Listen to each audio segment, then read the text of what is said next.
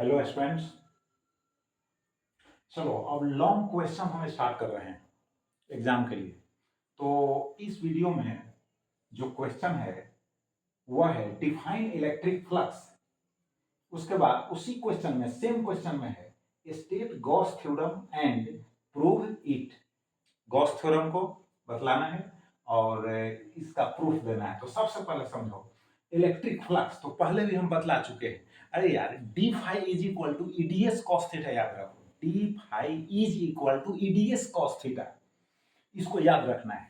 अब इसी को डिफिनीशन के फॉर्म में पुट कर देना है। तो कैसे? तो देखो the dot product of vector E and vector DS हो गया, इज इक्वल लिख देना है और उसके बाद क्या होगा इलेक्ट्रिक फ्लक्स हो गया। तो वेक्टर ई क्या है? इलेक्ट्रिक फील्ड वेक्टर है और वेक्टर डीएस क्या हो गया? एरिया एलिमेंट वेक्टर है।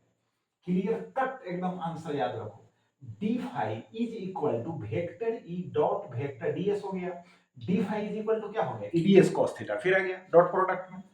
अब देखो डायमेंशन से हम है ना पुट कर दिए। तो डायमेंशन कैसे पुट करेंगे? अब डायरेक्ट तुमको याद नहीं है तो इसका ट्रिक बतला दिए। देखो electric field is equal to force by charge होता है, दैट इज टेस्ट चार्ज होता है यार। तो हम चार्ज लिखे। अब यहाँ पर एरिया, तो एरिया का कितना हो गया? एरिया का ऐसे हम यहाँ सिंबल के रूप में ए लिख दिए हैं, फोर्स के लिए एफ लिख दिए हैं, चार्ज के लिए क्यों लिख दी। अब डायमेंशंस पुट करेंगे तो फोर्स का क्या होता है? एमएलटी इनवर्स 2 होता है। एरिया का हो जाएगा L2 हो जाएगा और चार्ज का हो जाएगा IT होगा।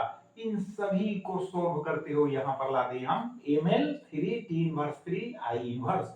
I के जगह पर A भी हो सकता है, राइट। अब देखो SI यूनिट क्या होगा? न्यूटन मीटर स्क्वायर पर कूलम होगा, पहले भी हम कई बार बतलाए हैं। तो इलेक्ट्रिक फ्लक्स क्लियर हो गया।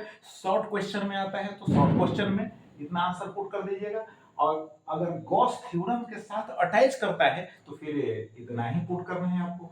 अब आइए गॉस थ्योरम को देखो, चुटकी में गॉस थ्योरम कंप्लीट हो जाएगा। देखो गॉस थ्योरम क्या कहता है? गॉस थ्योरम कहता है कि किसी भी क्लोज्ड सरफेस के इनसाइड में अगर चार्ज है तो फ्लक्स आउटवर्ड पास करेगा।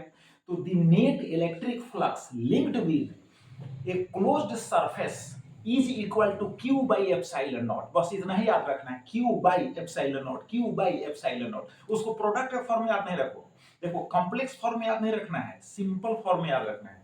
तो क्यू बाई एप्सिलॉन नॉट, तो देखो लिखे दिए हैं the net electric flux linked with a closed surface is equal to q by epsilon naught, where q is equal to net charge placed inside the closed surface and epsilon naught is equal to permittivity of vacuum हो गया। Clear हो गया? और air भी लिख सकते हो। अब इसका प्रूफ देखो, तो प्रूफ में क्या है? देखो let us consider a spherical surface of radius r plus q charge is placed at its center।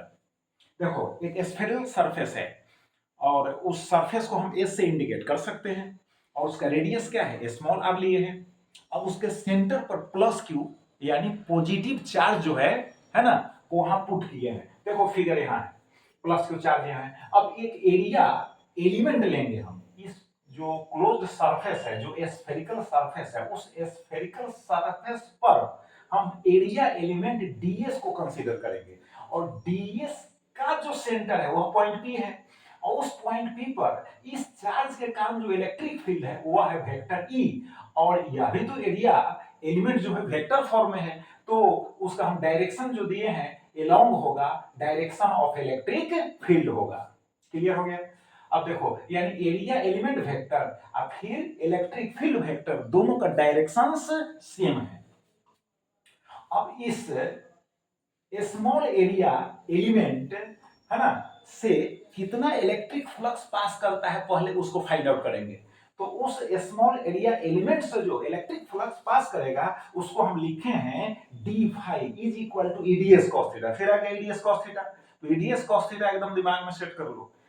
और मैग्नेटिक फ्लक्स की बारी जब आएगी, अगर पूछता है क्वेश्चन में मैग्नेटिक फ्लक्स है ना, तो याद रखना वहां पर डी फाई और उसमें बी लगा देना। बी का मतलब होगा मैग्नेटिक फील्ड। तो ऐसे अंडरस्टैंडिंग हो जाएगा कि मैग्नेटिक फ्लक्स है तो d phi B is equal to हो जाएगा बीडीएस कॉस थीटा, यहाँ है ईडीएस कॉस थीटा। बात समझ गए? तो चलो अब यहाँ पर क्या होगा, तो तो ईडीएस कॉस थीटा, और चूंकि vector DS and vector E है ना का डायरेक्शन सेम है, तो थीटा इज इक्वल टू कितना डिग्री होगा, 0 डिग्री होगा। अब थीटा 0 डिग्री तो cos 0 डिग्री 1 हो गया, देयरफॉर ईडीएस हो गया। अब net electric flux linked with the closed surface that is the spherical surface, तो स्फेरिकल सरफेस जो है उससे टोटल जो फ्लक्स पास करेगा वो phi इज इक्वल टू, और यहाँ line integral of d phi हो जाएगा। अब इसका इंटीग्रेशन करेंगे तो डी फाई के जगह पर हम पुट करेंगे ई इंटू डी एस। अब ई का वैल्यू आप जानते हो 1/4 epsilon naught q upon r square होता है, पुट कर दिए। अब क्या करना है कि जो कांस्टेंट है उसको आउटसाइड में लिखेंगे, तो ये सभी कांस्टेंट ही हैं डीएस को छोड़कर यार, तो सबको बाहर कर दिए, इसको अंदर रख दिए। अब डीएस जो है का इंटीग्रेशन होगा, इंटीग्रेशन में छोटे चीज को बड़ा करना है यार, तो ये स्मॉल एरिया है वो बड़ा होगा, है ना, तो टोटल सरफेस एरिया बन जाएगा किसका, स्फीयर का। स्फीयर का टोटल सरफेस एरिया जो होता है 4 पाई आर स्क्वायर होता है, तो यहाँ पर 4 पाई आर स्क्वायर से मल्टीप्लाई कर दिए, और यहाँ पर 4 पाई कैंसिल हो गया, आर स्क्वायर कैंसिल हो गया, तो मिला हमको क्या मिला, Q अपॉन एप्सिलॉन नॉट। तो प्रूफ मिल गया, इतना ही हमको डिमांड कर रहा था गॉस थ्योरम। अब एक चीज और समझ लो, ऑब्जेक्टिव में भी काम आ जाएगा और 2 मार्क्स के क्वेश्चन में भी काम आ जाएगा। अगर किसी डाइपोल को किसी क्लोज्ड सरफेस के इनसाइड में प्लेस कर दे, अब ऐसा नहीं है कि स्फेरिकल ही सरफेस हो, क्लोज्ड सरफेस होना चाहिए, किसी भी शेप में हो।